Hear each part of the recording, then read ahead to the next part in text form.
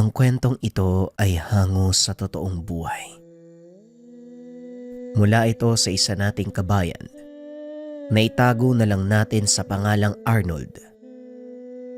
Taong 2000, probinsya ng Cebu. Namasukan bilang katiwala si Arnold sa edad na 17 sa isang pamilya sa Cebu. Dahil dayo lamang magmula pa sa Leyte, nakiusap na sa bahay ng amo manuluyan. Wala namang problema, maayos ang lahat.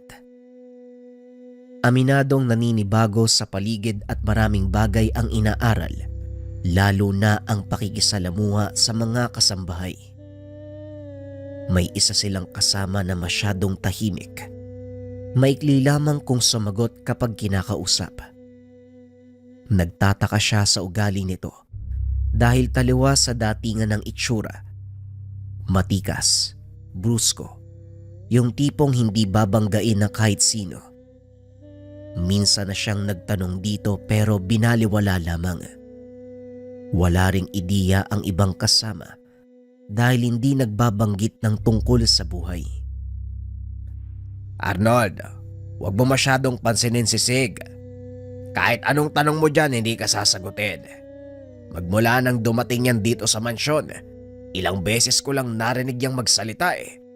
Masasayang lang ang oras mo kaya hayaan mo na siya. Naguguluhan kasi ako mang ato eh. Tahimik siya pero yung itsura niya, siga. Parang yung mga nakatambay sa kanto tapos kung sino-sino yung sinisita. Ganun yung datingan ng itsura niyan eh. Hindi pare-pareho ang tao, Arnold.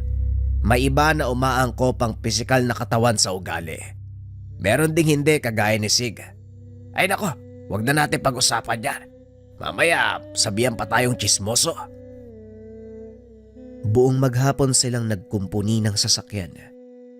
Samantalang si Sig, abala sa pag-aayos sa bahagi ng bakod. Wala sa bahay ang kanilang amo. Nagpunta sa ibang bansa para sa mahalagang negosyo. Silang tatlo lang ang naiwan.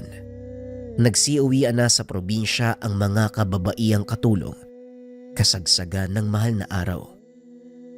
Sinusulyapan niya si Sig dahil habang tumatagal ay parang may naaamoy. Mang Ato, wala ba kayo napapansin? Kanina ko pa naaamoy yung mabaho. Malansay oh. Ano kaya yun? Ang sakit sa ilong. Wika ni Arnold. Patuloy na tumitindi ang amoy sa bawat paghampas ng hangin. Baka may nakatambak lang na basura dyan sa tabi. Hayaan mo, pupuntahan ko mamaya. Alam mo naman yung mga kapitbahay natin, walang pinipiling lugar sa pagtatapon. Halika rito, pakiabot mo nga yung mga flyers, ba? Ano bang tinitingin mo kay Sig? Gusto mo bang tulungan yan? Hindi naman po. Parang dun po kasi nanggagaling yung amoy. Talagang may kakaiba sa taong yan eh. Ikaw talaga kung ano napapansin mo ha. Kung hindi tayo magkakilala, iisipin kong may gusto ka kay Sig eh. Awat na nga riyan. Tulungan mo ko para matapos na tayo. Isinawalang bahala ang napansin. Hindi nagtagal na wala rin ang amoy. Nagpatuloy sila sa gawain hanggang sa matapos. Pagsapit ng gabi, silang dalawa lang ni Mang Ato ang nagapunan. Hindi sumabay si Sig sa kanila. Sa kwartong tinutulugan kumain na parabang ayaw malaman kung ano ang putahe. Dumagdag ito sa pagtataka ni Arnold. Kahit anong gawin ay kahinahinala ang tao para sa kanya. Kung hindi lang dahil sa paninita ng matanda, noon pa niya inalam ang katotohanan kay Sig. Pagkatapos sila sa kusina, nagsara kaagad ng mga pintuan at bintana, pinatay ang mga ilaw at pumasok na sa kwarto. Hindi makatulog si Arnold. Bumangon siya at dumungaw sa bintana upang makalanghap ng hangin. Sa sandaling iyon ay nakita niya si Sig. Nagmamadaling lumabas at nagtungo sa kakawyan. Nagtataka siya dahil muling napansin ang masamang amoy. Kagayang-kagaya kanina. At para masagot ang katanungan sa isipan ay sinundan niya si Sig. Pagdating sa labas ay wala na ito. Maging ang amoy ay hindi na nalanghap. Tinignan ng paligid kung tama rin ba ang sinasabi ni Mang Ato na dahil sa basura lamang ang naaamoy, pero walang nakatambak doon sa tabi. Nilibot ang buong bakuran hanggang sa bandang likuran, kaso nga lang wala. Napakamot na lang siya sa ulo. Lumakas ang kutob na ang amoy ay pagmamay-ari ni Sig. Batang to, ano bang ginagawa mo sa labas this oras na ng gabi? Pumasok ka doon sa loob. Mapagkakamalang kang masamang tao niyan eh. Wika ni Mang Ato. Sumunod sa kanya matapos mapansing nawala sa kabilang higaan. Si Sig po kasi nakita ko umalis eh. Tapos bigla ko na namang naamoy yung mabaho. Hindi kaya sa kanya nanggagaling yun? Hindi ko po maiwasang mag-isip eh. Yang ka na naman sa mga inala mo. Pwede bang tantanan mo si Sig? Alam mong tahimik yung tao tapos masikreto. Kung ano-anong sasabihin mo. Huwag tayong mangialam sa buhay niya. Kung sa kanya galing ang amoy, ano naman? Hayaan mo siya. Hindi ka naman niya inaagrabyado ah. Wika ni Mang Ato. Gusto pa sanang magsalita pero pinigilan ng matanda. Pinapanik sa itaas. Habang nasa higaan hindi kayang alasin sa isipan ang mga hinala. Pagdating ng umaga, sumabay sa kanila si Sig. Nagulat silang dalawa dahil bihira itong mangyari. Bumati at nagsimulang magsalita. Pinagluto ko po kayo ng agahan. Maaga akong nagising at saka wala ho akong magawa eh. Kain na po. Kayo na lang din ang tumantya sa lasa. Hindi ako marunong magtimpla eh. Wika ni Sig sabay abot sa kanila. Teka, parang himala ata to ah. Kapala, saan ka kumuha ng karne? Walang laman ng imbakan ah. Puro gulay at prutas lang. Ipinagbabawal ng ating amo ang karne dahil sa komplikasyon sa kanilang kalusugan eh. May dumaan po kanina na naglalako. Mura lang yung benta niya kaya bumili ko. At saka, hindi po ba kayo nauumay kakakain ng gulay? Karne naman para maiba. Kung sa bagay may punto ka nga din naman. O siya tara, kain na, baka lumamig pa yung sabaw. Halos ilang buwan na rin oh. Puro gulay yung kinakain natin. Lantakan natin yung karne ngayon. Naging masaya ang agahan ng tatlo. Nagkagaanan ng kalooban. Walang tigil sa pag-uusap. Wala ang amo kung kaya't wala ring sisita. Karne pa rin ang ulam hanggang sa tanghalian. Umabot pa ito sa hapunan. Hindi lumalayo sa kanila si Sig. Sumasabay ito kung saan sila paparoon. Tuwing kainan naman ay sinisiguradong makakakain ng ihahaing karne. Dumagdag ito sa pagdududa ni Arnold. Pero dahil maayos na ang pakikitungo, isinawalang bahala na muna. Sa muling pagsapit ng gabi, naalimpungatan sa kaluskos sa labas ng tahanan. Sumunod ang pagaspasan ng mga pakpak at pag-angil ng mabangis na hayop. Sinilip niya sa bintana. Mula sa nagsisiksikang puno ng saging sa unahan, nakita ang isang nilalang. Dumadaing habang iniinda ang tagiliran. Natutumba na rin ang ilang puno dahil sa pagwawala. Kagad niyang ginising si Mang Ato pero hindi ito nagmumulat. Mahimbing ang pagkakatulog. Binalikan niya ang nilalang pero wala na ito sa lugar. Naglakas loob siyang magmanman sa paligid. Hanggang sa mga sumunod na oras ngunit walang napala. Hindi na ito nagpakita. Itinulog na lamang ang napansin. Inisip na namamalikmata. Kinabukasan nagulat siya nang makita si Sig na paika-ikang naglalakad. Nakahawak sa tagiliran. Nang tanungin, animoy gawa lamang ng pagkahulog nung inakyat ang bubong upang ayusin. Muli siyang naguluhan dahil wala namang sira ang kahit anong bahagi ng tahanan. Kung hindi sumingit si Mang Ato ay kukumprontay na sana. O ito, ipangpahid mo dyan sa tagiliran mo. Siguradong magkakapasayan. Sabi mo ang lala ng pagkakahulog. Mamayang gabi, pahiran mo para mabilis ang paggaling.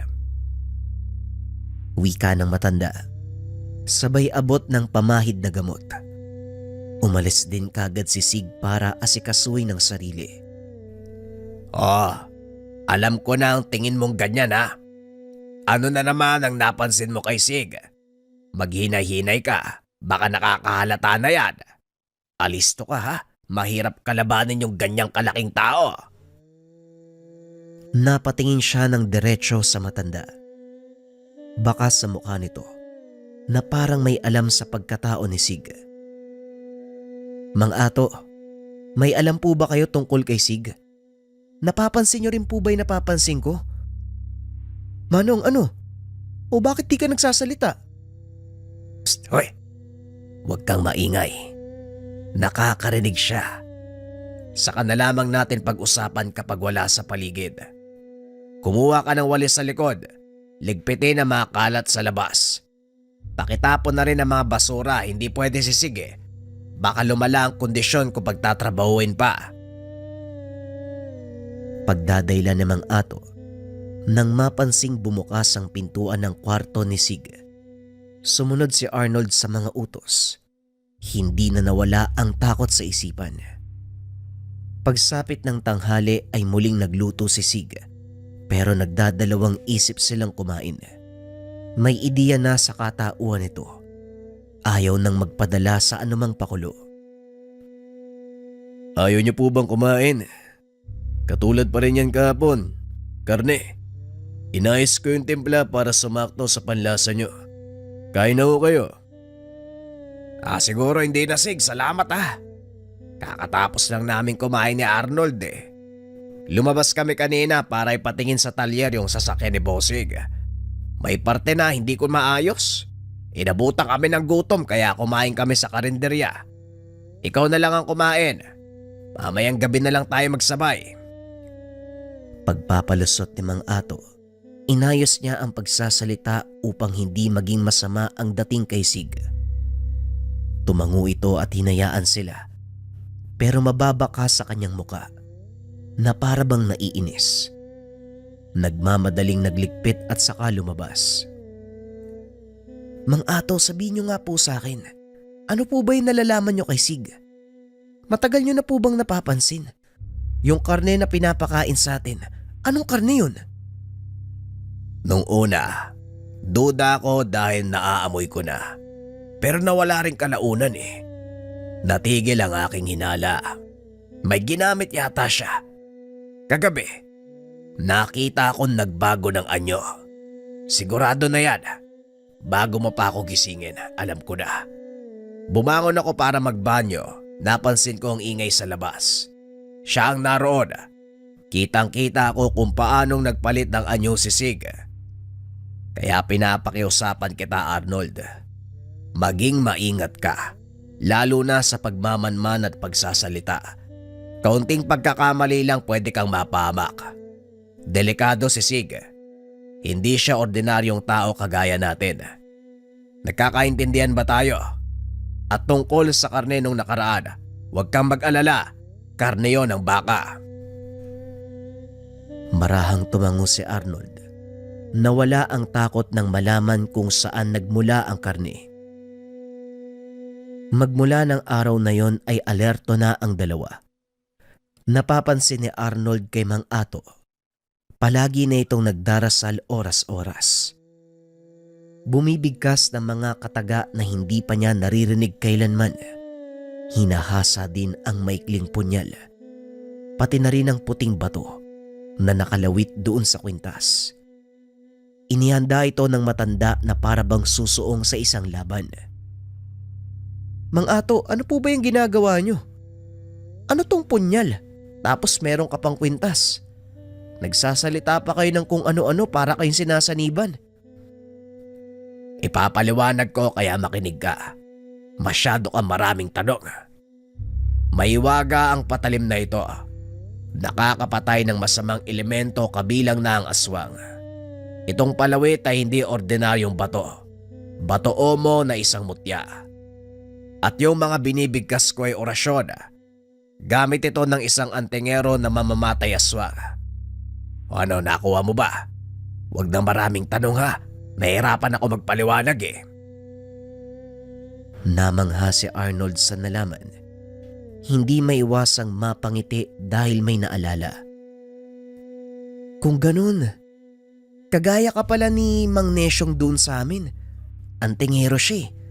Kapag nakakakita sila ni Papa ng aswang, siya kagad yung tinatawag para tugisin eh.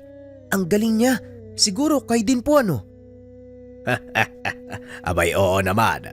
Kung hindi mo na itatanong, panunugis ng aswang ang aking inaatubag bago pa mapadpad dito sa mansyon. Gabi-gabi ako nakikiramdam. Bawat nilalang na may masamang tangka pinapatos ko yan. Walang umuobra sa bisa ng aking tangan. Idagdag mo pa ang galing ko. Ay sus, ako pa. Wika ng matanda. Nagtawanan pa sila dahil sa pagbibiro. Lingid sa kalaman nakikinig si Sig sa kabilang kwarto. Matagal lang nang mapansin ni Mang Ato ang kakaibang bakas sa hangin. Kaagad niyang pinatahimik si Arnold. Sa tingin ko nahuli tayo. Ang daldal mo kasi. Ang ingay ng dila mo. Nadala tuloy ako. Wika namang Arnold. Sasagot pa sana si Arnold. Pinigilan siya ni Mang Ato dahil lumabas si Sig. Dumiretso ito sa baba at lumabas. Nakatunog si Mang Ato sa kilos kaya muling nagbigay babala. Siguradong alam niya na, Arnold. Mag-ingat ka. Kung pwede, wag na wag kang lalayo sa akin para maipagtanggol kung sakaling maisipan niyang umatake. Mainit na ang ulo ni Sig. Ilang sandali na lang hindi na yan makakapagpigil. Tumango na lamang si Arnold. Pagkatapos ng hapong iyon hindi umuwi si Sig. Nagtataka si Mang Ato kung nasaan ito. Nag-aalala sa posibleng mangyari lalo na kung nang bibiktima. Batid niyang wala ni isang manunugis sa lugar kaya malayang makakagalaw ang mga nilalang. Patuloy silang nag-antay. Dumating naman kinagabihan pero malaki ang pinagbago. Umiiwas, hindi tumitingin. Muling nagkulong sa kwarto. Nagpatuloy ang ganitong sitwasyon. Naglakas loob ang matanda na alamin ang nangyayari. Paglapit pa lamang sa pintuan ng kwarto, naramdaman niya ang pag-init ng tangan. Sig, hindi ka ba lalabas riyan? Nakahanda na ang mesa, sabay na tayong kumain. Halika na, masamang pinag-aantay ang pagkain. Napabuntong hininga si Mang Ato pagkatapos magsalita. Bumigat ang pakiramdam. Kalat na kalat sa hangin ang alinsangan. Kaagad inayos ang sarili nang bumukas ang pintuan. Mga Ato, mauna na po kayo. Susunod ako mamaya. O sige, magmadali ka ha. Kanina pa nakahanda mga pagkain. Nakakayang pagantay ng grasya. Tumango lang si Sig. Nagpatuloy na si Mang Ato sa kusina. Dali-daling hinanda ang mangkok na paglalagyan ng sabaw. Ilang sandali pa nagsalo-salo na ang tatlo.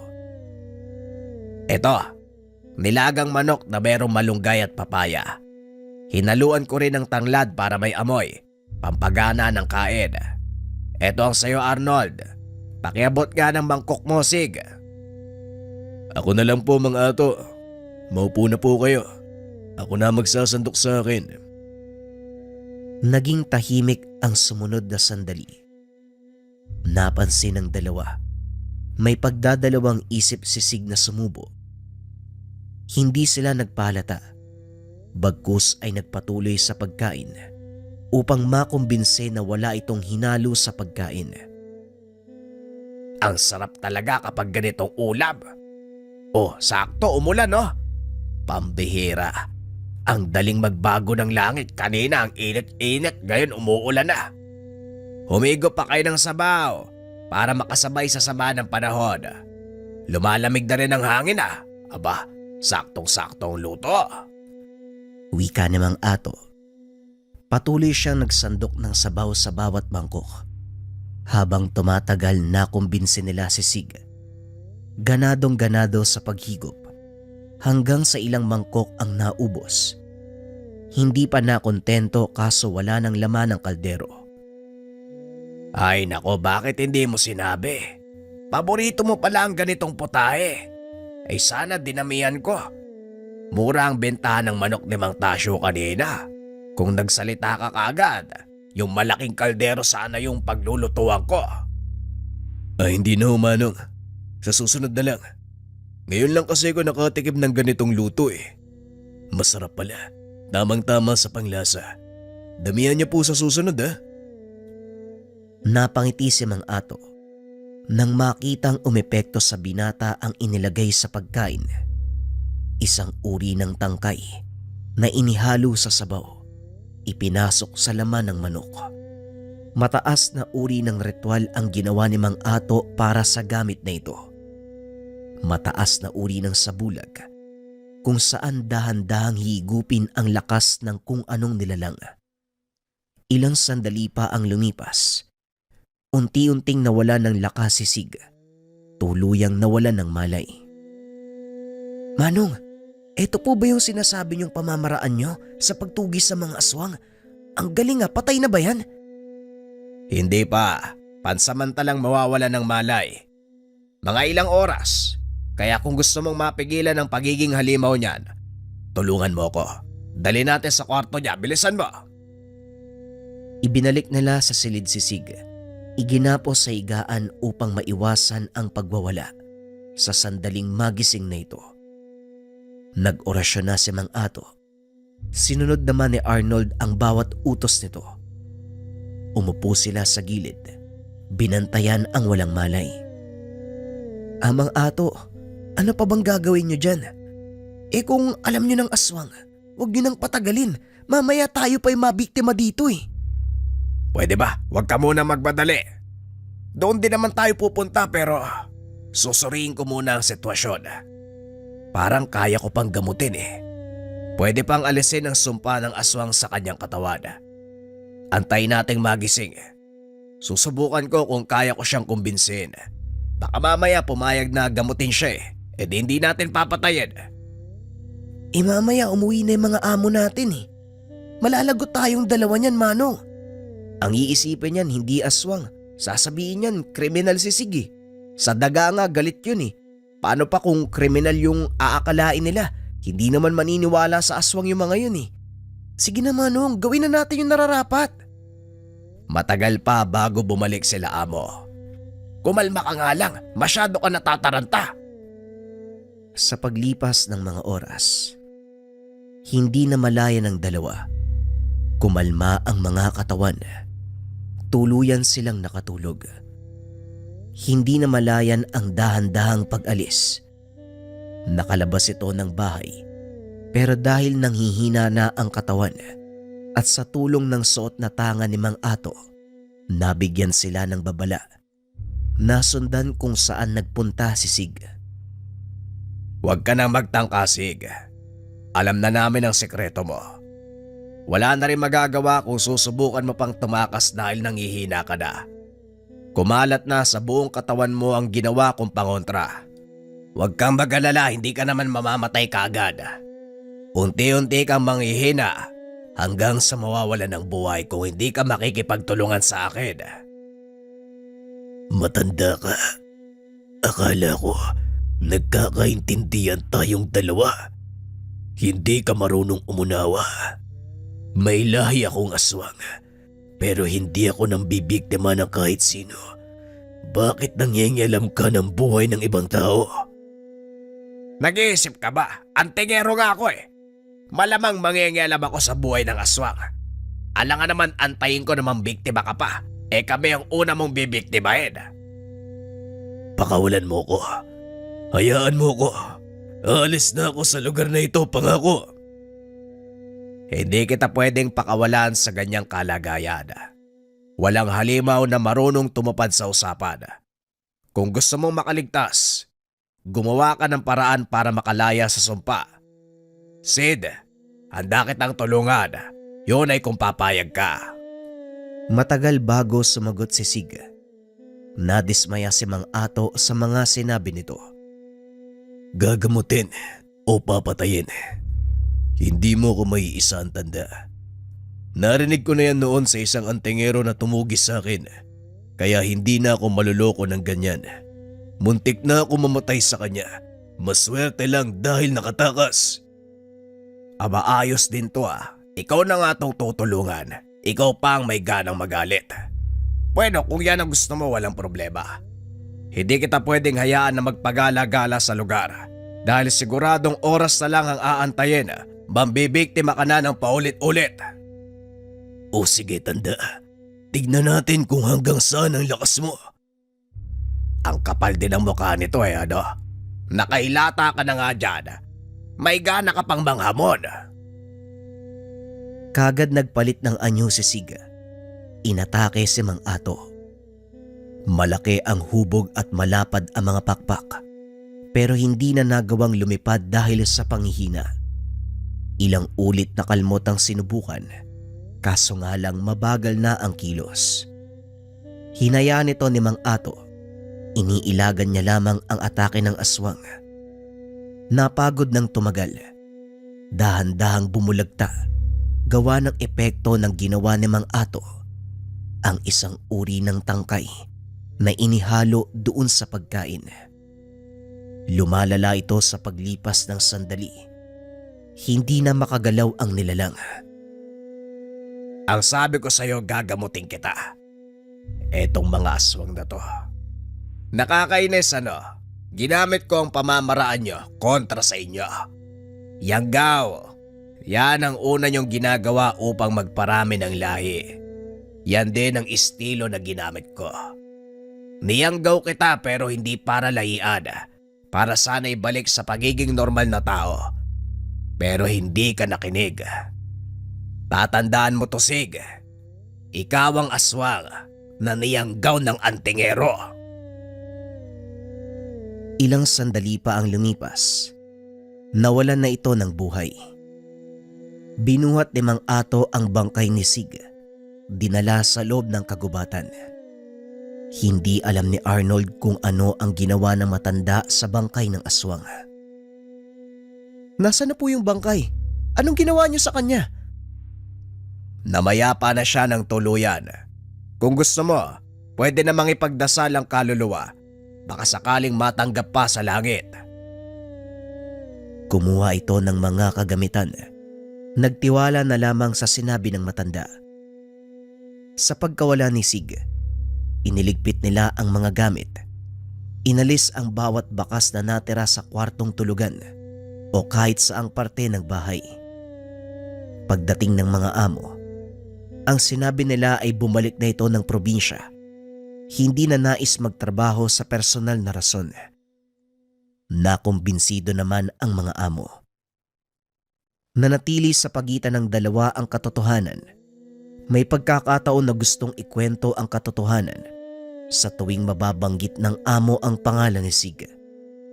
Pero mas minabuting minahimik dahil aniya ni Mang Ato, hindi lahat ng katotohanan ay dapat pang isiwalat. Habang buhay dinala ni Arnold sa kanyang isipan na merong isang tao, isang uri ng antingero na nangyayanggaw ng aswang. Ang kwentong ito ay hango sa totoong buhay. Mula ito sa isa nating kabayan. Naitago na lang natin sa pangalang Nadia.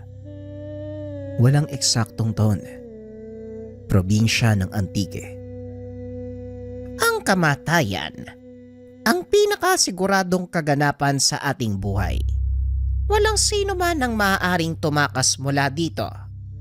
Wala ring makakapagtakda.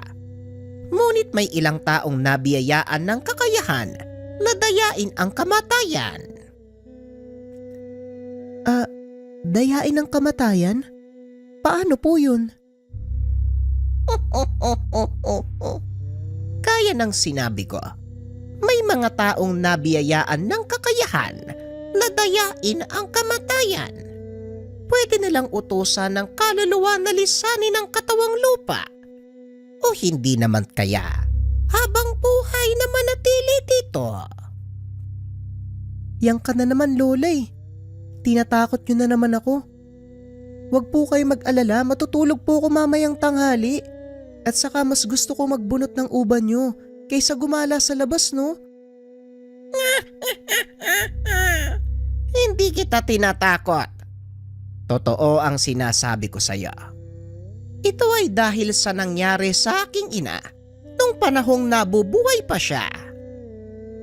Nang mga panong ito, nasa edad 16 pa lang si Nadia. Nagbakasyon sa tahanan ng kanyang nanang salud. Walang pasok sa eskwela dahil magmamahal na araw. Nagpa siya ang dalaga na manatili ng 1 buong linggo sa tahanan ng matanda para makaiwas sa mga gawaing bahay. Lagi nitong naririnig ang kanyang lola. Nagbabahagi ng kwento tungkol sa karanasan noong dalaga pa lamang. Isinilang sa pamilya ng mga manggagamot. Sinasabing ang kanilang mga ninuno, mga babaylang nagmula pa sa bansang Borneo. Ang pinakaunang taong nanirahan sa bansa bago pa man tayo sakupin ng mga dayuhan. Simula pagkabata, ito na ang kwentong kinamulatan ng dalaga mula sa kanyang lola salud. At para lubos niyong maunawaan ang lahat, babalik tayo sa nakaraan. Ito ang mga panahong kakasimula pa lang ng pananakop ng mga dayuhan. Ang lahat ng kaganapan ay batay sa kwento ni Lola Nadia at ni Nanang Salud. Bata pa lamang, mulat na ang kaisipan ni Salud sa mga bagay tungkol sa lihim na karunungan. Tinuruan na din ito ng kanyang ina at mga tiyahin sa kanilang pamamaraan ng panggagamot. Tandaan mo, Salud, hindi pangkaraniwan ang pamamaraan natin. Tanging piling tao lang ang nakakagawa ng ganitong uri ng panggagamot. Mula sa ating angkan ang mga taong iyon. Kaya ingatan mo ang anumang matututunan at siguraduhin gagamitin ito sa tamang pamamaraan at lugar. Nang mga panong ito ay 18 taong gulang pa lamang si Salud. Ngunit ang kaalaman niya, maaari nang ipantay sa isang mahusay na manggagamot. Pero Nay, halos lahat yata ng pamamaraan na ituro niyo na sa akin eh. Nasa tamang edad na din ako. Bakit ayaw niyo pa rin akong payagang tumanggap ng pasyente?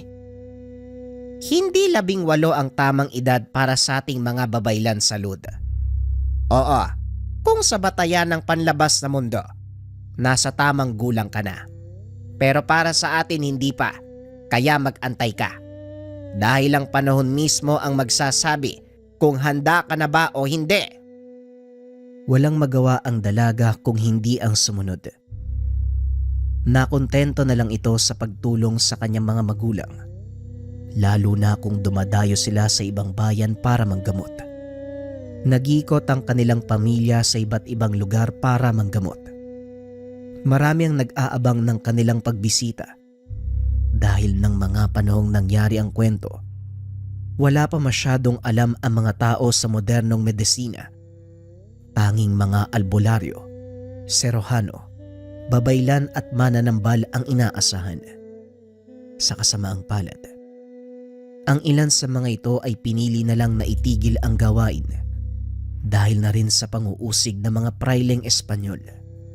Kasagsagan ng revolusyon kontra Espanya ng mga sandaling ito, pilit isinasa ilalim ng pamahalaang Espanya ang bansa sa paniniwalang Katolisismo. Ngunit hindi nagpapigil ang angkan nila Salud.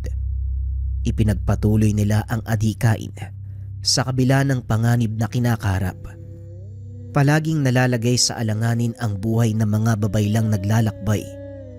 Gayunpaman, kahit mga babae ang karamihan sa mga kasapi, hindi naman sila basta-bastang napapasuko ng mga gwardya sibil. May kaalaman sa pakikipaglaban ang mga kaanak ni Salud. Maliban pa dito, May isang itinatagong lihim na kakayahan ang ina ng dalaga. Ito ang tinatawag na haplos ng kamatayan.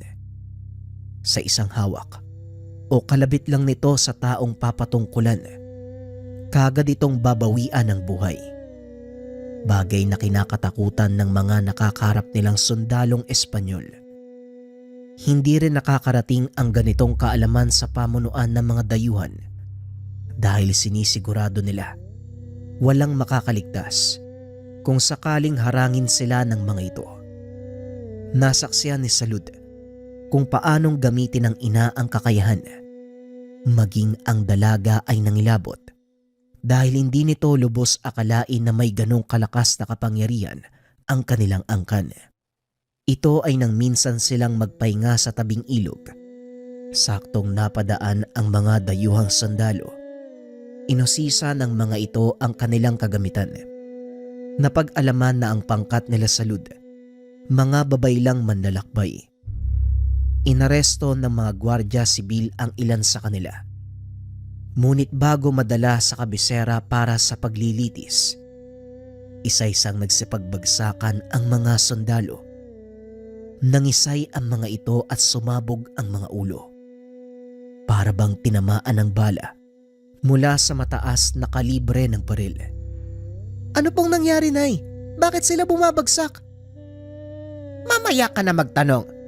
Tulungan mo muna akong kalaga ng mga kasama natin. Kailangan nating makalis sa lugar na ito bago pa dumating ang mga kasama nila. Dali-daling kinalaga ng dalaga ang kanilang mga kasama. Nagsipag-alisa na ang mga ito. Delikado palang lugar na ito, Nay. Maraming pagala-galang gwardya sibil. Hindi lang gwardya sibil ang pagala-gala sa lugar na ito. Marami ring mga mambabarang at mangkukulam na laglipana sa paligid. Kaya mas makakabuti kung umalis na tayo dito. Naglakad ang kanilang pangkat papunta sa isang pamayanan na nasa gawing dulo ng bayan. Kagad silang sinalubong ng mga tao dahil kilala na ng mga ito. Bilang pinuno ng pangkat, nakipag-usap si Aling Senang sa namumuno sa baryong iyon. Pumayag naman ito na manatili sila sa lugar. Mabuti na lang mabait ang pinuno ng baryo. Maging ang mga tao, hinayaan nila tayong manatili, Nay. Wika ng dalaga habang naghahandang matulog. Tama ka. At yan ang dapat mong pasalamatan, Salud. Bilang pagtanaw sa kanilang kabaitan, magsasagawa tayo ng panggagamot bukas sa mga tahanan. Kaya matulog ka na. Baka sa pagkakataong ito, matupad na ang kailangan mong tumanggap ng pinakaunang pasyente. Isang tanong na lang po, Nay. Ano po ang ginawa niyo sa mga gwardya? Bakit po sila namatay? Biglang tinakpan ni Aling Senang ang bibig ni Salud. Huwag kang maingay. Mamaya may makarinig sa'yo eh. Isumbong tayo sa mga gwardya sibil. Hindi natin mapagkakatiwalaan ng mga tao sa baryong ito. Biglang nanahimik si Salud. Napagtanto na maaaring manganib ang buhay nila sa lugar na iyon. Pasensya na po, Nay. Hindi po ako nag-iisip. Wala tayong dapat pagkatiwalaan sa panahong ito. Ang nangyari kanina, hindi dapat pag-usapan sa labas ng ating pamayanan. Hayaan mong makabalik tayo sa nayon at doon ko ipapaliwanag ang lahat. Natulog ang mga ito. Kinabukasan nagsagawa ng panggagamot sa baryong iyon. Matapos ang kanilang gawain, nagpa siyang bumalik sa kanilang nayon ang pangkat. Hindi mawala sa isipan ni Salud ang nangyari, kaya kinulit nito ang ina. Nay, siguro naman pwede niyong ikwento sa akin kung anong nangyari sa mga gwardya. Hay nako, ubod ka ng kulit, Salud. O siya, maupo ka. Sasabihin ko sa'yo ang nangyari. Naupo ang dalaga at nakinig sa kwento ng matanda. Ayon kay Aling Senang, ang ginamit niyang kakayahan ay tinatawag na haplos ng kamatayan. Kalintulad ito ng isa pa nilang kalaman na kung tawagin ay awit sa hangin. Ang kaibahan nga lang, Ang haplos ng kamatayan ay may kakayahang utusan ang kaluluwa ng taong patutungkulan. Kayang utusan na lisanin ang katawang lupa nito.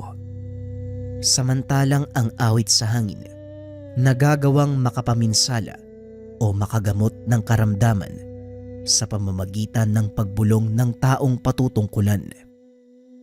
Alam ko po ang tungkol sa awit sa hangin. Hindi ba yan ang gamit natin sa panggagamot? Pero ang haplos ng kamatayan, ngayon ko lang po yan narinig. Yan ang kakayahan na ginamit ko sa mga gwardya sibil. Mapanganib ang kakayahang ito. At kung hilingin mong ituro ko sa iyo, pasensya na Salud. Pero hindi ito ang tamang panahon para matutunan mo ang aral na yan.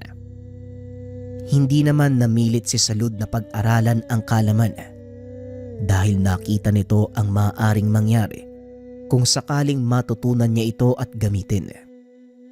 Ngunit lingid sa kalaman ng dalaga, ito ay likas sa kanilang angkan, lalong-lalo na sa kanya. Natuklasan ito ni Salud nang minsan siyang malagay sa alanganin. Napag-utusan ang dalagang magatid ng mga langis na pangbanyo sa kanyang pinsan sa kabayanan. Nagpa siya ang ina na palakaring mag-isa ang dalaga upang hindi paghinalaan. Okupado na ng mga gwardya sibil ang bayan. Ngunit habang naglalakad sa daan ang dalaga, nakasalubong nito ang gwardya sibil at may kasamang praile. Nagpatuloy sa paglalakad ang dalaga na parang walang nakita. Sandali lang, Iya. Saan ka pupunta? Gabi na. Dapat sa mga kagaya mo, nananatili sa tahanan. Magandang gabi po sa inyo. Pauwi na po ako sa bahay ng pinsan ko. Doon po ako pansamantalang naninirahan. Ganun ba? O siya, tumuloy ka na. Kawaan ka ng Diyos. Nagpatuloy sa paglalakad ang dalaga. Kaso nga lang bigla itong hinawakan ng isa sa mga gwardya sibil. Sandali lang, isa kang pagano. Hindi ka man lang nagbigay ng galang kay Padre Hernando sa pamamagitan ng pagmamano. Halika, sumama ka sa amin. Nagpumiglas ang dalaga. Kaso nga lang wala na itong nagawa. Malapit na sila sa plaza nang biglang mapahinto si Salud sa paglalakad. Nakarinig ito ng marahang pagbulong sa kanyang tenga na nagsasabi, "Utusan mo ang kanilang kaluluwa. Magagawa mo ito. Magtiwala ka lang." Sa hindi malamang dahilan, biglang hinawakan ni Salud ang kamay ng isa sa mga gwardya sibil. Tumumba ang lalaki. Nanlaki ang mga mata ng praile sa nakita. Nagsipagtakbuhan naman ng mga kasama nitong gwardya. "Anong ginawa mo sa kanya, Iya? Halika, sumama ka sa akin. Siguradong pag-iinitan ka ng mga Espanyol sa ginawa mo." Dali-daling tumakbo ang mga ito papasok sa isang tahanan. Nagulat si Salud dahil naroon ang pinsan nitong si Constancia. Salud, anong nangyari? Bakit nandito ka? Magandang gabi, Padre Hernando. Ay nako, itong pinsan mo, Constancia. Napatay ang isa sa mga gwardya sibil. Mabuti na lang nandun ako. Nagawa ko siyang itakas. Huwag mo muna siyang papalabasin. Ako nang bahala sa mga dayuhan. Si Padre Hernando ay isang Pilipinong praile. Nag-aral ito sa Espanya at kalaunan ay naging pare. Nang malaman nitong sasakupin ng mga Kastila ang bansa, nagpa siya itong maglingkod bilang isang praile at sumama sa mga dayuhan pabalik ng bansa. Maraming salamat, Padre Hernando. Mag-iingat kayo pabalik sa kumbento. Nakatulala pa rin si Salud ng mga sandaling iyon. Hindi nito maunawaan kung ano ang nangyayari. Sabihin mo nga sa akin, paano nyo naging kakampi ang isang praile? Hindi yan ang tanong dito. Anong ginawa mo sa Gwardya Sibil? Balik tanong ni Constancia. Hindi ko rin alam, Manang. May narinig akong boses na bumulong sa akin eh. Nautusan ko daw yung kaluluwa ng mga Gwardya Sibil. Nagulat na nga lang ako eh, dahil nangawakan ko yung kamay ng isa sa kanila bigla na lang itong bumagsak. Nanlaki ang mga mata ni Constancia nang marinig ang sinabi nito. Anong ibig mo sabihin hinawakan mo? Niloloko mo ba kami, Salud? Hindi po, Manang. Yan po yung totoong nangyari. May narinig pa nga po akong boses eh. Sinunod ko lang po yung sinabi niya. Hindi ako nagsisinungaling. Kailangan tong malaman ng nanay mo. Bukas na bukas sasamahan kita pa uwi. Kakausapin ko si Tia Senang. Buong gabing nanatiling gising si Salud. Pilit nitong iniisip ang mga nangyari. Halos hindi na nakatulog ang dalaga. Napapikit lang ito sandali at kagad ding nagising dahil naman sa tilaok na mga manok. Nagpaalam na ito sa pinsang babalik na sa kanilang nayon at gaya ng sinabi ni Constancia, sinamahan niya ito para kausapin si Aling Senang. Nagulat ang matanda sa mga narinig dahil hindi nito lubos maisip na magagawang makapatay ng kanyang anak. Paanong nangyari ang bagay na ito? Hindi ko tinuruan si Salud kung yan ang iniisip mo, Constancia. Pinagbawalan ko siyang gumamit ng kahit anong kakayahan, lalong-lalo na kapag nagpupunta sa bayan. Si Padre Hernando mismo nakakita ng pangyayari at hindi lang yun, Tia. May mga gwardiya sibil pa siyang kasama ng mga sandaling yun. Kaya nangangamba ko, maaaring makarating sa Konstable General ang kaganapan. Mahabaging lalahon. Malaking gulo nga ang ginawa ni Salud. Sige, Constancia, ako na ang kakausap sa aking anak. Dali-dali nitong pinuntahan si Salud sa kanyang silid. Kinausap niya ito ng masinsinan. Ngunit gaya ng sinabi ng dalaga sa pinsan, hindi rin ito nauunawaan kung ano talaga ang nangyayari. Hindi ko rin maintindihan, Nay. Bigla ko na lang narinig sa isip ko yung boses eh. Tapos hindi ko na namalayan yung mga susunod na kaganapan. Nakita ko nagtatakbuhan na yung mga gwardya eh. May isa sa kanila nakandusay na sa lupa. Ang bilis po nung kaganapan eh. Dito napagtanto ni Aling Senang na totoo ang sinasabi ni Constancia. Hindi rin ito makapaniwalang magagawang gamitin ng dalaga ang kakayahan na tinatago ng kanilang angkan. Minabuti ng matanda na wag ipaalam ang totoong dahilan upang manatiling inosente ang dalaga sa pag-aakalang mapipigil pa nila ang paglabas ng kakayahan nito. Ngunit hindi nagtagal, maging si Aling Senang ay wala nang nagawa. Ito ay nang minsang dumayo sila sa kabilang bayan. Namili ng mga pangangailangan ang mag-ina. Bigla silang pinalibutan ng mga gwardya sibil. Nakatalukbong ng itim na belo ang mga ito. At dahil linggo ng araw na yon, karamihan sa mga mamimili ay galing sa simbahan. Nakikiangkop ang mga babaylan sa kilos ng mga Katoliko noong araw upang makaiwas sa mga mata ng gwardya sibil. Ngunit sadyang mapagbiro ang pagkakataon para kina Aling Senang ng araw na yon. Dahil hindi sinasadyang nilipad ng hangin ang belo ni Salud. Napansin ito ng isa sa mga sundalong Espanyol. Alto, senyorita. Humarap ka sa amin sa ngalan ng hari ng Espanya. Huminto ang dalawa. Dali-daling dinampot ni Salud ang nahulog na belo. Despensa, senyor. Ano pong may paglilingkod namin sa inyo? Kilala ko ang babae niyan. Siya ang kasama ni Padre Hernando sa plaza ng nakaraang araw. Siya ang pumatay sa isa naming kasama. Pasensya, senyor. Pero ngayon lang kami nakababa sa bayang ito. Kaya imposible ang sinasabi mo. Gagawin mo pa akong sinungaling. Sige, huliin sila. Sumakto ng mga oras na yun. Wala nang gaanong tao sa gawin ng merkado. Kaya naman malayang nagagamit ni Aling Senang ang kakayahan. Nilapitan nito ang mga gwardya at isa-isang hinawakan sa kamay. Ngunit hindi napansin ni Aling Senang na nakatutok na sa kanya ang baril ng isa sa mga sundalo. Imbis na tumakas, dali-daling tumakbo ang dalaga papunta sa kinakatayuan ng ina. Tinulak niya ito, dahilan para maiwasan nila ang bala. Nang mga sandaling iyon, isa-isa nang nagbagsakan ang mga sundalong nahawakan ng matanda. Ang tanging naiwan na lang ang bumaril sa kanila. Ngunit hindi rin ito nakaligtas dahil nagawa itong mahawakan ni Salud. Tumayo ang dalaga sa likod nito habang nagkakarga ng bala sa baril ang sundalo. Hinawakan ito sa pisngi. Biglang nanginig ang katawan. Dahan-dahang napaluhod hanggang sa tuluyang nawalan ng malay. Nanlaki ang mga mata ni Aling Senang. Napatunayan ito na kusang lumalabas ang kakayahan ng dalaga. Totoo nga ang sinabi ni Constancia. Nagagamit mo na nga ang kapangyarihan ng ating angkan. Dali-daling umalis ang mga ito sa lugar. Bumalik sa kanilang nayon.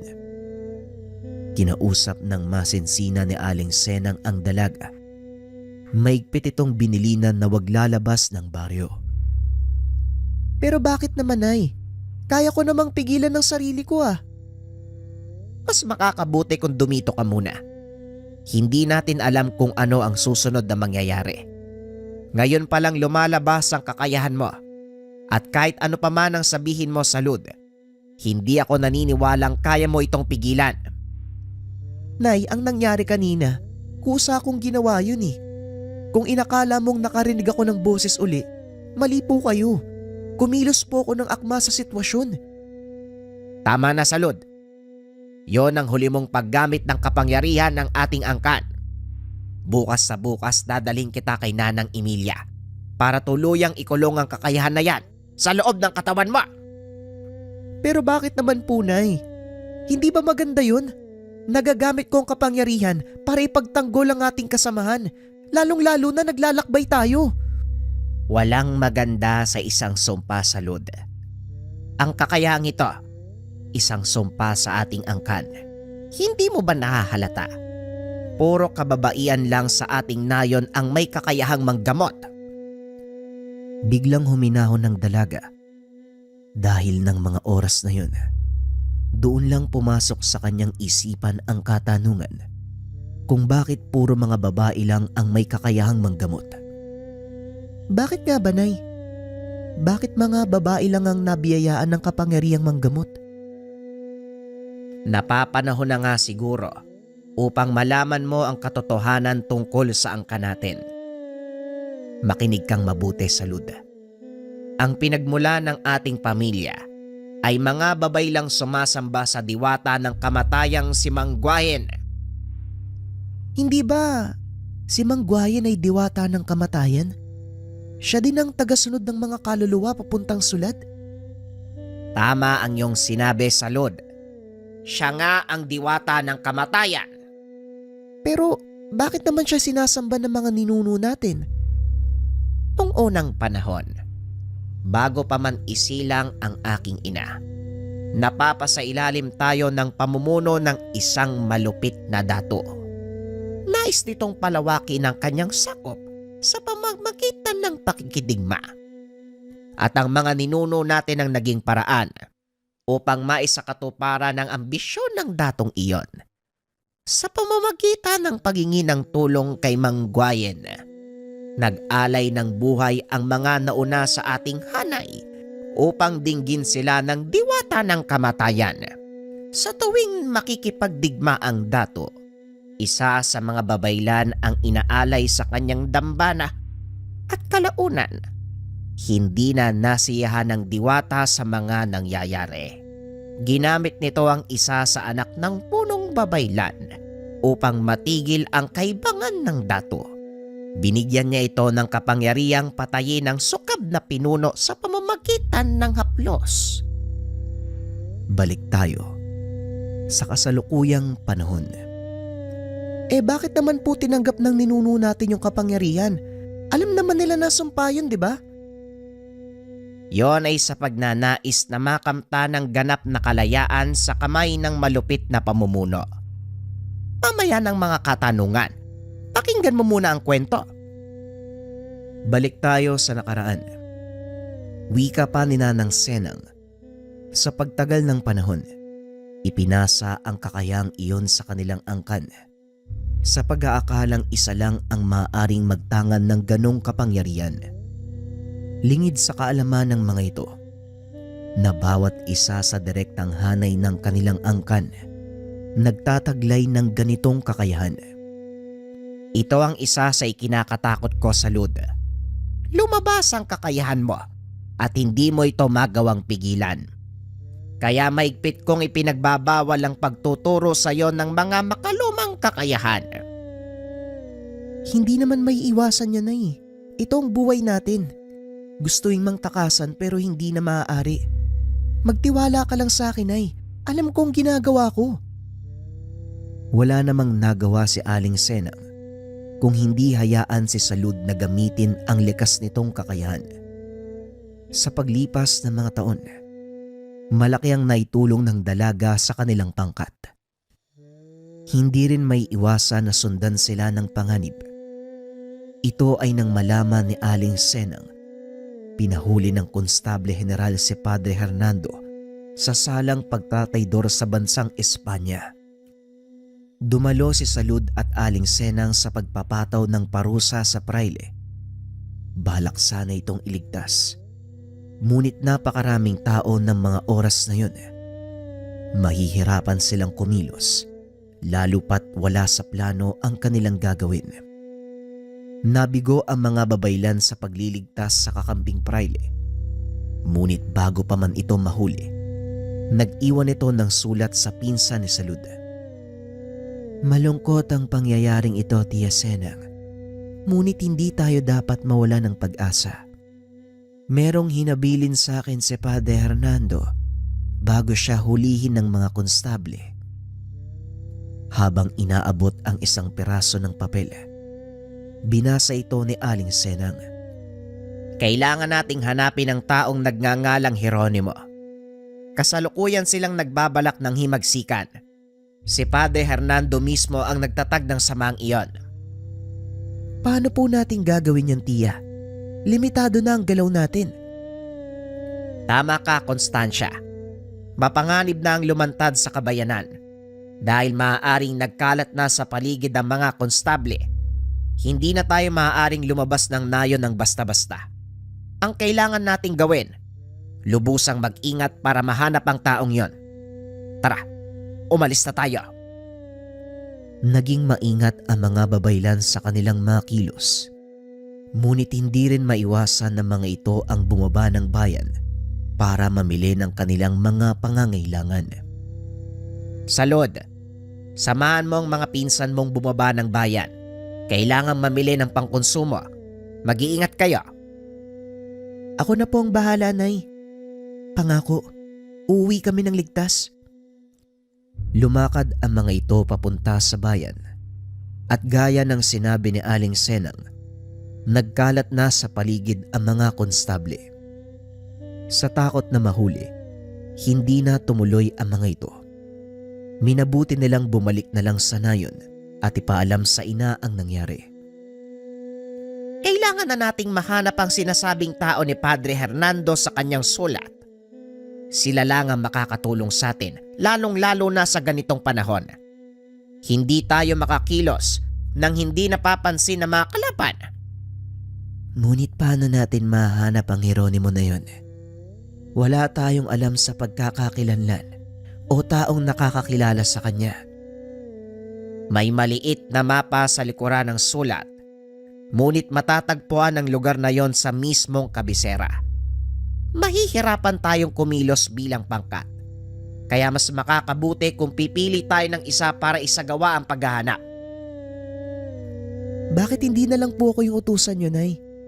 Kaya ko naman pong pumuslit sa mga gwardya eh. At isa pa, hindi rin kagad ako mapapansin. Ngunit hindi pumayag ang ina. Hindi maaari, Salud. Delikado para sa iyo magpakalat-kalat sa paligid ng bayan. Nakakalimutan mo na bang pinaghahanap ka ng mga gwardya sibil? Sa kasamaang palad, wala sa mga kasama nila ang may lakas ng loob na gawin ng plano, kaya wala ring nagawa ang matanda. Pangako na'y mag-iingat ako. Gagawin ko ng maayos ang plano natin. Hindi ako gagawa ng anumang ikakapahamak ko. Wala na rin akong pagpipilian, Salud. Kung talagang malakas ang loob mo na gawin ang bagay na ito para sa ating angkan, humayo ka. Nang gabing iyon, bumaba ng bayan si Salud. Marahan itong naglakad sa mga eskenita. Nagpalipat-lipat sa gilid ng mga kabayan upang maiwasan ang mga naglilibot na sundalo. Hinanap ni Salud ang sinasabing lugar sa maliit na mapa. Natagpuan niya ito sa isang gibang simbahan. Marahang pumasok ang dalaga. Laking gulat nito nang bigla siyang hablutin ng isang lalaki. Anong ginagawa mo dito? Oras na ng gabi. Mamaya makita ka ng mga konstable. Siguradong mapapahamak ka. May hinahanap lang po akong tao. Ang pangalan niya ay Jeronimo. Dito ko'y tinuro ng mapa ni Padre Hernando. Sabay pakita ng kaperasong papel. Anong kailangan mo? Bakit mo siya hinahanap? Kailangan namin ng tulong ng kanyang samahan. Nasa panganib ang aming nayon mula sa pagsalakay ng mga sundalo ng Espanya. Alam kong may dahilan si Padre Hernando kung bakit niya pinapahanap sa akin ng taong yun. Kawawa naman si Padre Hernando. Dahil sa pagmamahal sa bayan, pinapatay ng mga dayuhan sa sariling lupa. Halika, sumunod ka sa akin.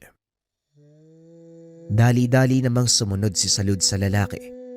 Dinala siya sa likod ng sirang simbahan. Binuksan nito ang maliit na pintuan sa lupa.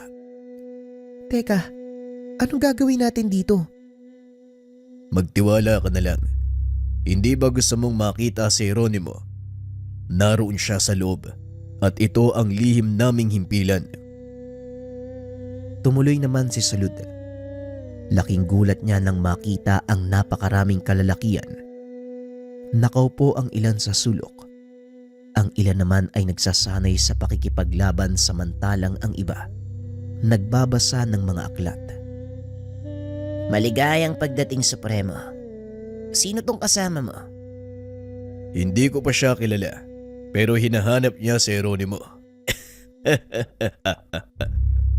Biglang nagtawanan ang lahat. Dito na nainis si Salud. Hindi gawang biro ang pinagdaanan ko para makapunta lang sa lugar na to. Tapos pagtatawanan niyo ko? Paumanhin binibini. Pero hindi ikaw ang pinagtatawanan namin. Nga pala ako si Atong, ang kanang kamay ni Supremo Jeronimo. Pasensya ka na kung inakala mong pinagtatawanan ka namin. Natutuwa kami dahil ang taong nagdala sa'yo dito, walang iba kung hindi yung hinahanap mo. Napalingon si Salud kay Jeronimo na noon ay nagtatanggal ng sombrero at yumuko. Ako po si Jeronimo, ang inyong lingkod. Ha? Bakit hindi mo sinabi kanina pa? Pasensya na, nag-iingat lang ako. Baka merong nakamasid sa atin at malaman nilang pinagtataguan naming lahat. Bakit hindi ka muna maupo, binibining... Salud ang pangalan ko. Binibining Salud. Eto, uminom ka muna ng tubig. Salamat, Atong Maya-maya ay kumuha ng bangko si Jeronimo. Naupo ito sa harapan ng dalaga. Ano ang sadya mo sa akin? Nagbuwis ka pa ng buhay sa paghanap at pagpunta dito. Buhay na mga kasama ko nakasalalay sa misyon. Nanganganib kami sa kamay ng mga gwardiya sibil. Lalong-lalo pa, marami na sa kanilang napatay ng aking pangkat. Kung hindi ako nagkakamali, kasapi ka ng mga babaylang sinusuportahan ni Padre Hernando, tama ba? Kaano-ano mo si Constancia? Pinsan ko si Constancia. Kasalukuyang nasa aming nayon. Pakiusap, tulungan niyo kami. Ano naman ang magiging kapalit kung sakali? Wala kaming maibabayad sa inyo Ngunit alam kong kilala niyo ang aming angkan. Alam din namin na nagbabalak kayong mag-aklas laban sa mga Espanyol. Malaki ang maitutulong namin ng aking ina. Pero sa ngayon, kailangan naming ligtas na makaalis sa aming nayon nang hindi namamataan ng mga gwardiya sibil. Paano ako makakasiguro na hindi ka sisira sa iyong salita? Sa pagkakaintindi ko, hindi naman ikaw ang pinuno ng inyong pangkat. Nanay ko ang kasalukuyang namumuno at ako ang susunod sa kanyang pwesto. Kung may isang bagay man ako maipapangako sa inyo, yon ang katapatan naming mga babaylan. Lumingon si Hernando sa kanyang mga kasama. Kinuha ang pagsang-ayon ng mga ito. Isa-isang nagtanggal ng sombrero ang mga kalalakian. Inilapag sa mesa bilang pagsang-ayon. Pumapayag na ang aking samahan. Sige, gagawa kami ng paraan para maitakas kayo mula sa inyong nayon. Ang kailangan ko lang malaman ay eksaktong bilang nyo, nang sa ganon makapaganda ako ng lugar para sa inyong lahat. Nang gabing iyon, pinag-usapan ng dalawa ang magiging hakbang. Kinabukasan maagang bumalik si Salud sa kanilang nayon. Mabuti naman at ligtas kang nakabalik. Anong nangyari sa lakad mo? Tagumpay po, Nay. Nakasunod na sa akin si Jeronimo, pati na rin ang kanyang mga kasama. Kailangan pong maganda ng ating mga kanayon. Mahusay, Salud. Pasensya na kung pinagdudahan kita. Nag-aalala ko sa maaaring mangyari sa iyo. Maganda na po kayo, Nay. Anumang oras darating na ang pangkat ni Jeronimo. Habang nag-uusap ang mag-ina, biglang pumasok si Constancia at may dala itong balita. Sana lang may dala kang magandang balita, Salud. Dahil paparating na ang pangkat na mga Gwardiya Sibil. Kasama nila ang Konstable General, si General Leoncio. Anong sinabi mo? Magmadali kayo. Sabihan niyo mga kasama natin na magsipaganda. Kanya-kanyang kilos ang mga ito para lumikas. Nagtago ang mga babaylang kababaihan sa loob ng gubat. Samantalang ang mga kalalakiyang may kakayahang lumaban nanatili upang ipagtanggol ang nayon. Nasaan si Salud? Habang hinahanap sa paligid ng dalaga, naroon siya kasama ng mga kalalakihan.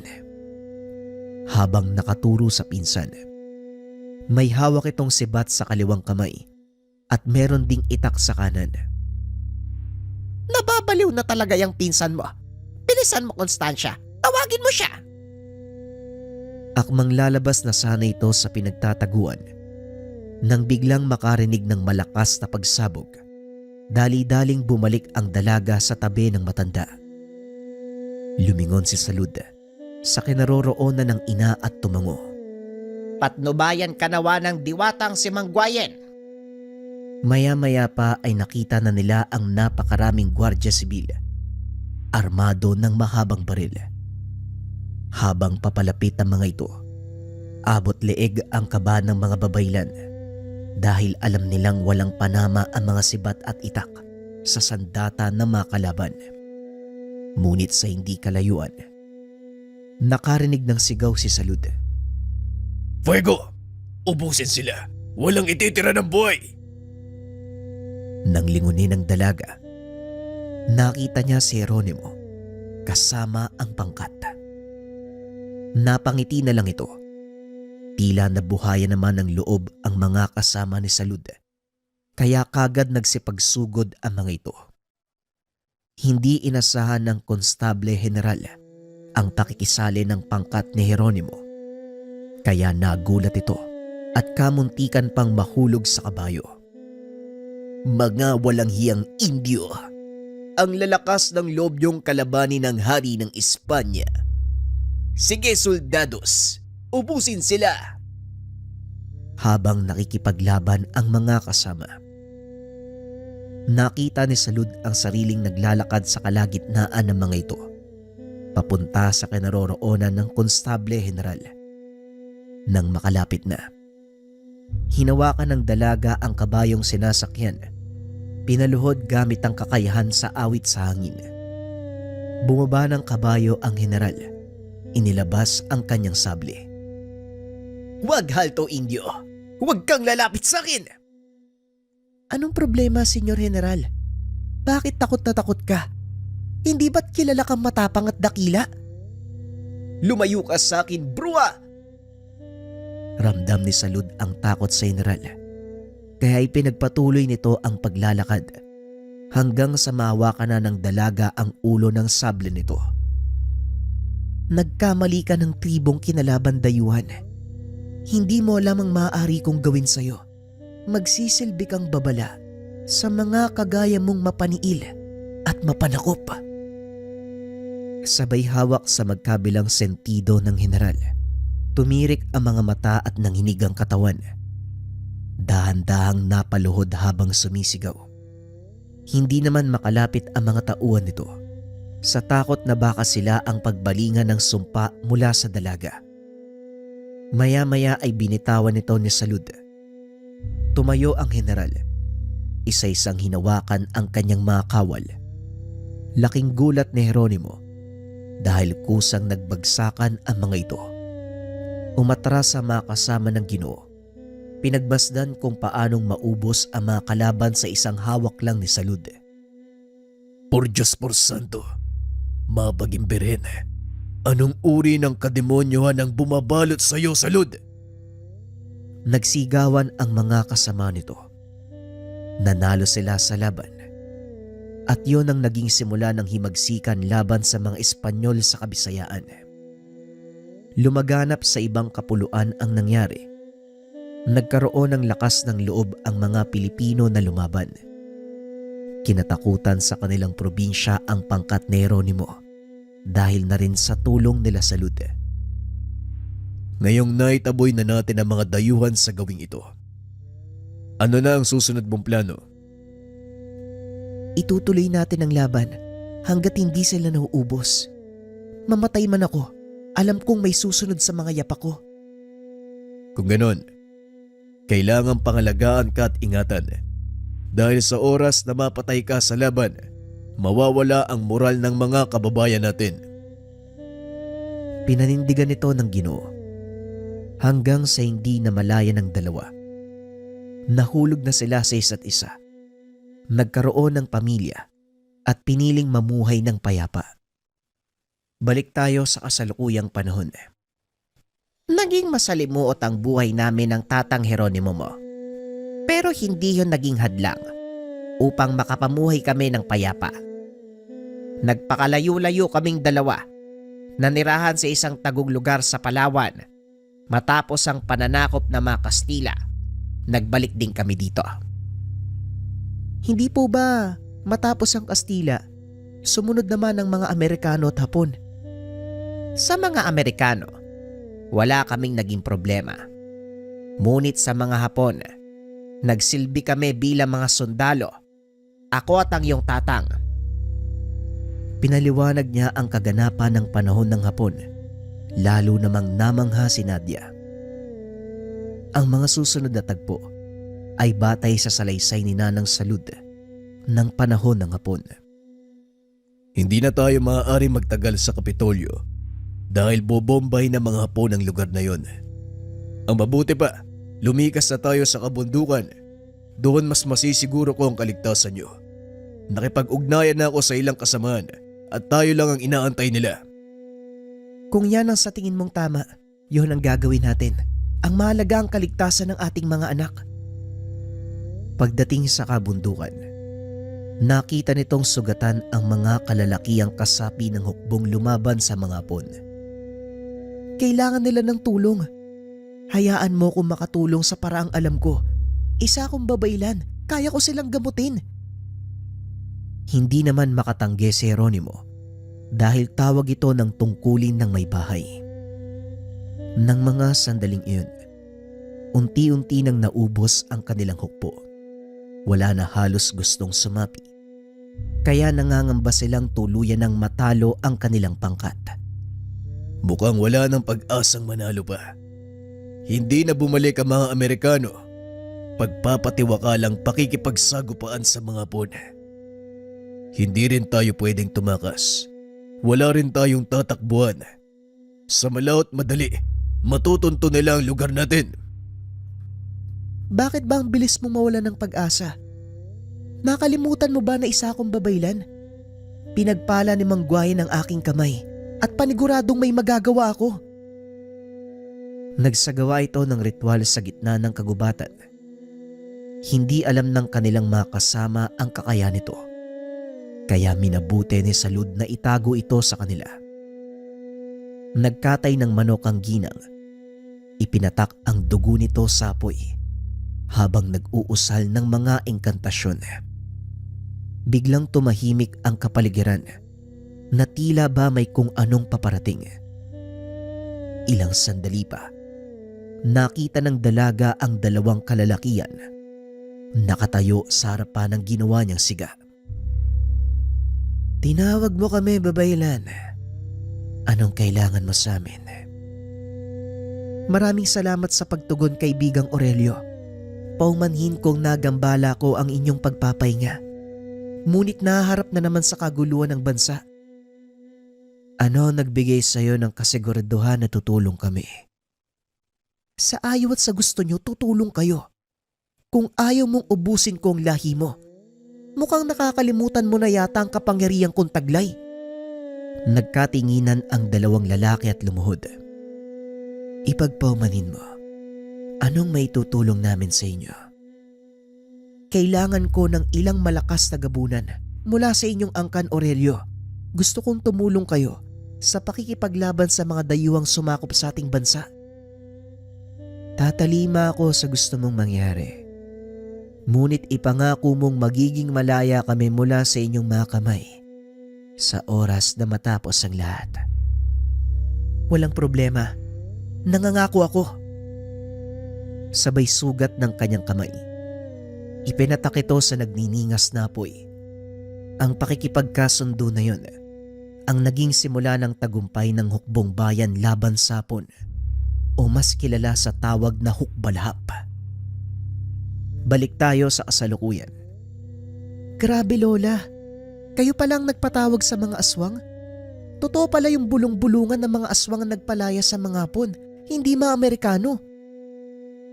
Huwag kang maingay. Mamaya magising ang tatanghiron mo. Papagalitan pa tayo. Oo, ako ang nagpatawag sa mga aswang upang labanan ng mga Hapon.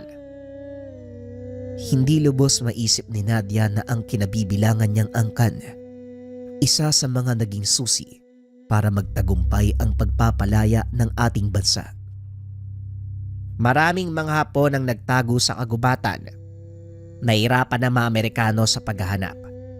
At dito naging kapaki-pakinabang ang malalakas na pang-amoy ng mga aswang.